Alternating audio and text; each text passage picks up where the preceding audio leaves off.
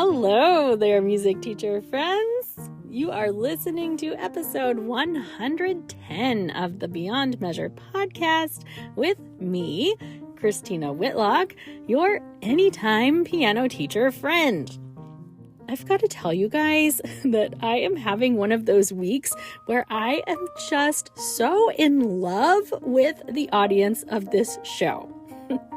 I have made so many amazing friends since launching this podcast, and I've been getting the opportunity to know even more of you through the launch of my Studio Foundations course.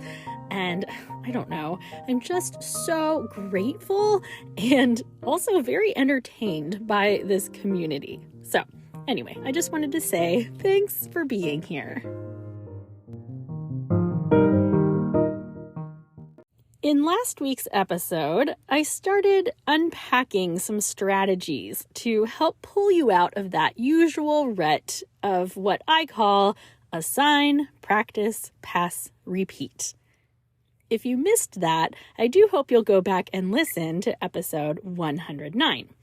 But basically, I am on a mission to help teachers realize that there are other options out there besides this go-to routine of assigning something, hearing it the next week, passing it, or maybe not passing it, and then just repeating the process. Assign, practice, pass, repeat. Assign, practice, pass, repeat. Oh, yawn. Now, hear me here. It's not that there's anything wrong with that strategy. It became a thing for a reason, right? It might still be the most effective plan for you most of the time. It's just that I do think there are occasions where it pays to shake things up a little bit and approach our students a little differently. And that's what we're talking about today. And honestly, probably for the next episode or two, because apparently I have a lot to say on this subject. But we're going to examine how can you change up the lesson experience on an occasional basis in a way that will allow for an optimal learning experience. Let's start with a scenario that will be familiar to many of you. Let's say little Marianne arrives for her lesson, and as you are getting ready to teach her, she immediately sits down and begins playing a piece that she played in last year's recital. She's just, fiddling around, but now that you think about it, you realize that maybe she often sits down and plays that same piece. Maybe it does seem to be the first thing that she does when she sits down at her instrument. Now, most of the time, teachers in this scenario will say something like, "Hey, listen to you go. I'm happy you remember that, but now it's time for this week's music." And surely there are times when it's appropriate to do that. But what if every once in a while, when you notice that a student consistently revisits the same piece, why don't you tell them you want to hear it? As in the whole piece, like with their full effort, not just half-heartedly wiggling their fingers through it while you run to the kitchen to get a glass of water or something, but most likely, if you ask your students to play that full piece, I think your students are going to be surprised, like really surprised. They might say, "You want to hear that?" But you know what? They're also going to feel seen. If you say, "Well, sure. Listen to how great it sounds. Of course I want to hear that today." I think they're going to feel excited, and I think they're going to know and feel like you are invested in them and what they care about playing. Now, can you do this every single week? Of course not. Probably not anyway. But once in a while, of course you can. Plus, letting them play this revisited piece for you will give you an opportunity to re-infuse it with something new, right?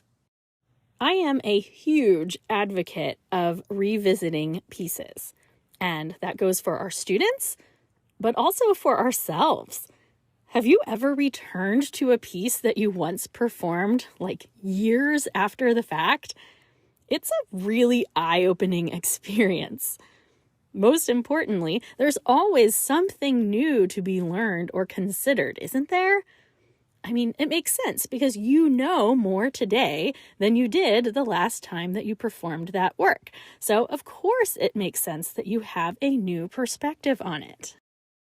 And the same thing is true for our students. They are going to have a new perspective on pieces today than they did a year ago. So, if little Marianne sits down and plays through last year's recital piece, let's give her the opportunity to infuse it with the skills that she has gained over the past few months, right? I mean, can her dynamic range be wider? You bet. It always can be, right? Can her tempo be more even in that one passage that used to get a little wonky? I'd be willing to bet it can. Is the whole thing a lot more enjoyable now because it's had that irreplaceable element of time to percolate around in her brain? Of course it will be. Again, revisiting previous work is kind of a big deal to me. Let's look at a new scenario, shall we? Let's say little Marianne arrives for her lesson and she is ready for the last piece in her method book. Well, I have a few rules, we'll call them, about wrapping up a method book.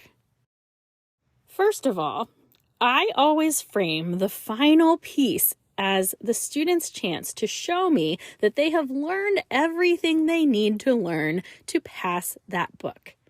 It's a final exam of sorts. I give them pretty much no introduction to the piece, at all. I tell them they should now be equipped with everything they need to learn that piece independently. Now, that might sound scary, but my students love this. They like the chance to, prove themselves, and I like the independence that they take on to learn it by themselves. Granted, my students do learn the majority of their method book pieces independently, but I do provide a supersized buildup around this final piece of your method book. Okay, so let's fast forward to the next week. Since the piece was learned independently, and because there's always plenty of artistic flair to explore in those final pieces, there's a good chance that little Marianne and I are going to spend a lot of her lesson working through that final composition, right? So, with that in mind, it's often the case that we will wrap up the final piece of the book with just a few minutes left to spare in the lesson. That feels like too much of a rush to just all of a sudden drop her right into a new book, doesn't it? Even if the first piece is actually a review piece, it just still feels like too much for the last 3 minutes of a lesson. So, do you want to know what I do? I almost always assign what I call a replay week, where I tell my student that after they've finished that final piece of the book, I want them to spend their week refreshing maybe 10 pieces from the book that they just finished. Now, of course, you can tailor that number to the individual scenario. You're going to need to. But I give that student a sticky note or a notebook page with maybe 10 blank lines on it, and I tell them to make a list throughout the week of the pieces that they are going to play for me the following week. They don't fill that list out right away, mind you. We don't have time for that, remember? But they do use it as kind of a record for that week's practice. And then, when they show up the next week, I'll take a look at their list, and I usually just end up choosing a couple of them before we get started in the new book. Over the years, my students have quickly come to learn that they can expect this routine when they get to the end of a method book. This is one way that predictability and routine really does work in our favor, because students do enjoy this change of pace, but it's also somewhat predictable and expected. It's kind of interesting, right? And you know what else? Students love replay weeks. First of all, they get to choose the pieces that they are playing. That's pretty much always a win. Second, they get the assurance of working on pieces they've already learned in the past. That security, the break from the constant unknowns of learning new repertoire, well, that is a win. Third, they're playing a lot of pieces that week, so I think that's a win. Fourth, they're cross-applying new skills that they have picked up over the course of the book like crazy, so that's a win. And fifth, does it give you an extra week to order the next book just in case you forgot to? Why, yes, it does. And that can be a win. I could go on, but suffice to say, if you have never assigned a replay week, or whatever you want to call it, I cannot suggest it highly enough. And I'll be honest, it doesn't even have to come with the end of a method book. Anytime you find yourself in a pinch and don't have enough time to adequately introduce new work for the week, replay week to the rescue. You can pick old repertoire for students to revisit, or you can let them choose. They will love it. It's a quick assignment to give. It gives them lots of work to do through the week. I just think it's a win for everyone involved. Maybe it's revisiting Christmas music in July, or even in May after the big studio recital when students don't have the mental bandwidth to pick up extra pieces. Is your student going to 5th grade camp for 4 days next week and won't have a lot of time to practice? Replay week to the rescue.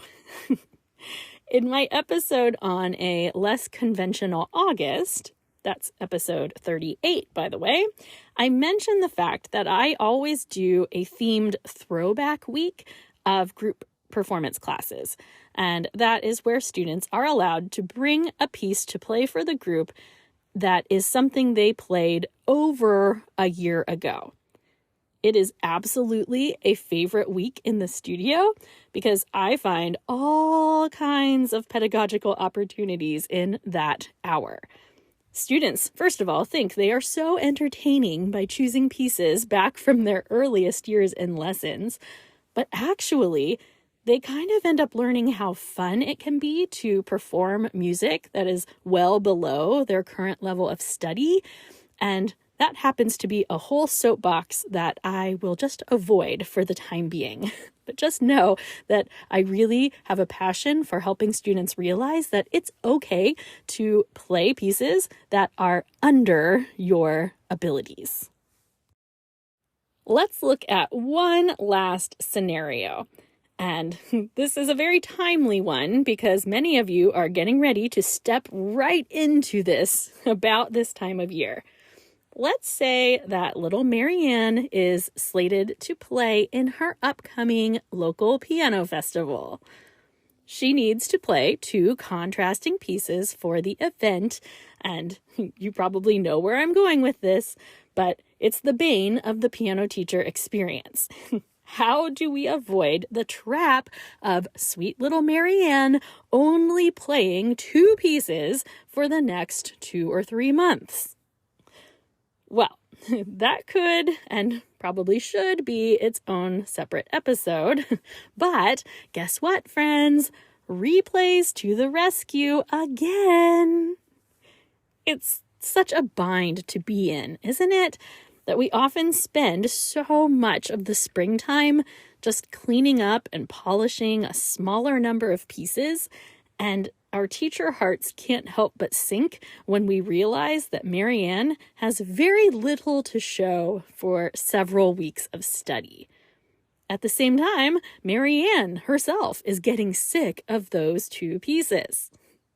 The problem, of course, is the fact that you don't want Marianne spending a lot of her time on other pieces because she needs to practice those 2 festival pieces because she's playing them however many weeks from now, and her crosshand arpeggios are still a total mess, right?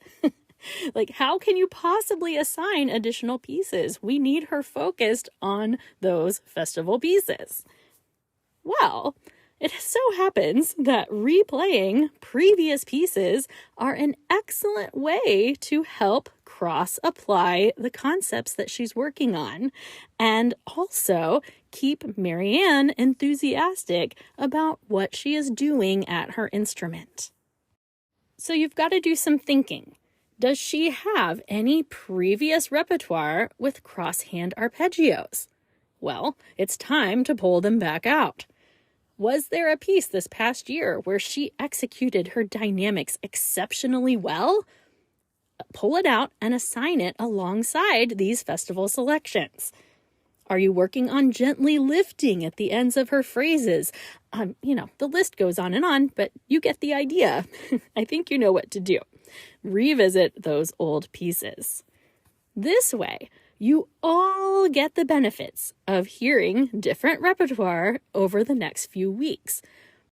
Marianne is going to be happy that she gets to play a variety of pieces over the next few weeks, yet you will be happy because the skills that you need her to improve are going to get better. That's a pretty giant bonus, right?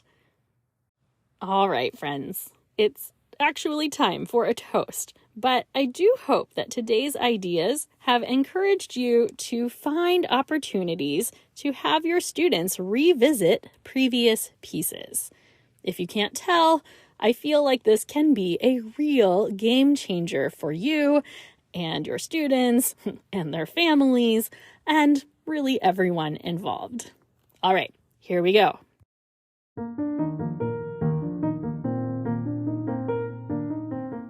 Music teacher friends from all over the world, let's raise those glasses to the fact that we are doing some pretty great things in the world.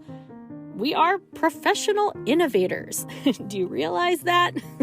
And among other things, that means that we are thoughtful about the experience that we are delivering our students. I've said many times on this podcast that I never want my students' experience to feel like a series of check marks. I don't like this idea of just crossing pieces off a list and never visiting them again. It just feels, empty. And frankly, I don't like it for myself either. There are many pieces in my musical past that are just too fun to leave behind. And just because I can play bigger, more complex pieces now, it doesn't mean those earlier pieces should be useless to me now. That's ridiculous. I don't want that to be true for me, and I don't want it to be true for my students. So here I am, rallying you onto my similar cause. Let's all vow to incorporate some element of revisiting or refreshing something in at least 1 or 2 of our lessons this week. Are you up for the challenge? I know you are. And with that, I raise my glass to you, my professional innovator teacher friends. Hear, hear.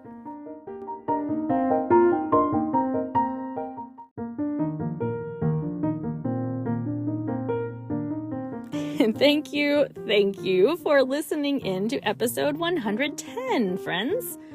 One of the many reasons I love writing this podcast is the fact that it gives me a chance to really solidify my own thoughts on these concepts. And I just have to admit that I'm really loving this current examination of what we do in the lesson. I hope you are too. If you could do me a favor today, will you please consider sharing this podcast with some of your teacher friends?